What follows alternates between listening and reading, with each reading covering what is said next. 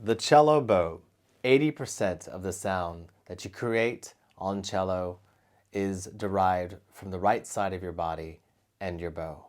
And in today's lesson, you're going to learn the very basics of how to safely handle your new cello bow. Your bow is very similar to an archer's bow. There is a part that is both straight, like the string, and then there's a part, like on every recurve bow, like this, that is curved.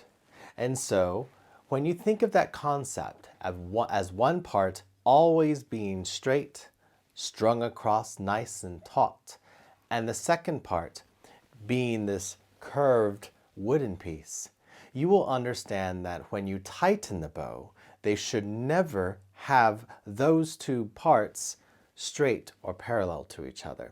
How would you know how much to tighten your bow? Well, let's take a closer look. For demonstration purposes, I will be using my teaching bow. This is a real bow with real hair. Here we have it nice and loose. And when you store your bow, it should always be loose and should come out of its case like this. When you tighten it, as you see right here, I'm tightening it. And if you tighten it too much, what's going to happen is, as I was stating prior, that once curved piece of wood here, la baguette, is going to straighten. And you definitely don't want to do that, because the more you do this, the more you're damaging your bow. You see these two are almost exactly, look at that. You never want your bow to look like that.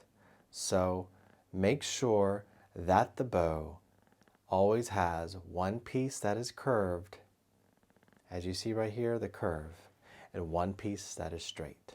A way you can check the health of your bow is to turn it like this. And do you see the hair on both sides of the bow? That is a telltale sign right here.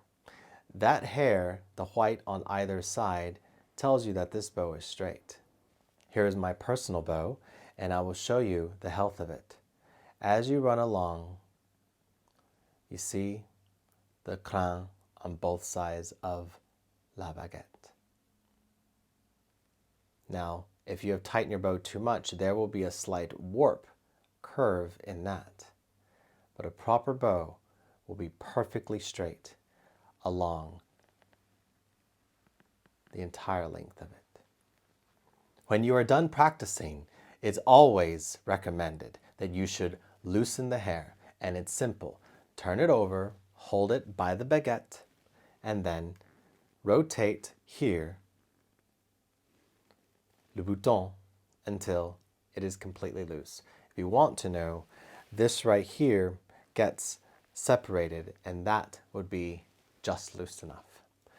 For those of you that do not have a safe place to put it in a case or something, or for those of you that don't want to keep, for those of you who want to keep it in a safe place, yet not, for those of you who would like to keep your bow in a safe location, for those of you watching who want to keep your bow in a safe place, yet have it accessible without putting it back into your hard case, something I don't recommend.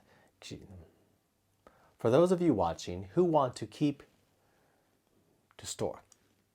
For those of you watching who want to retain your bow in a safe storage place that is not your hard case, may I suggest one of these.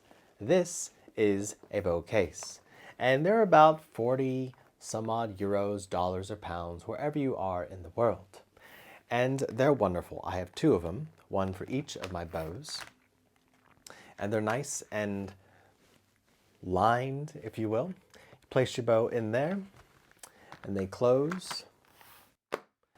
They're great to travel with, and they're very reliable. Has a nice liner on the outside, and it snaps shut. It doesn't lock. You can get locking ones if you want to, but it's nice and sturdy. I have traveled over the Atlantic Ocean many times with this in my cabin luggage, and I never had any problems.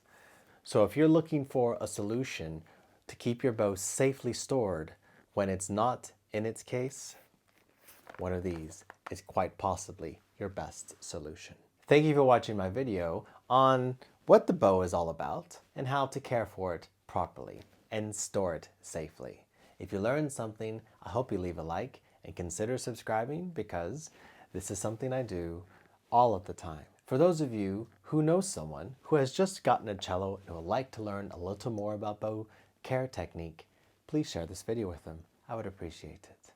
For those of you not watching on mobile, here are some more videos on the channel that might be interesting for you. And I want to thank you once again for including me and the channel on your journey of music discovery.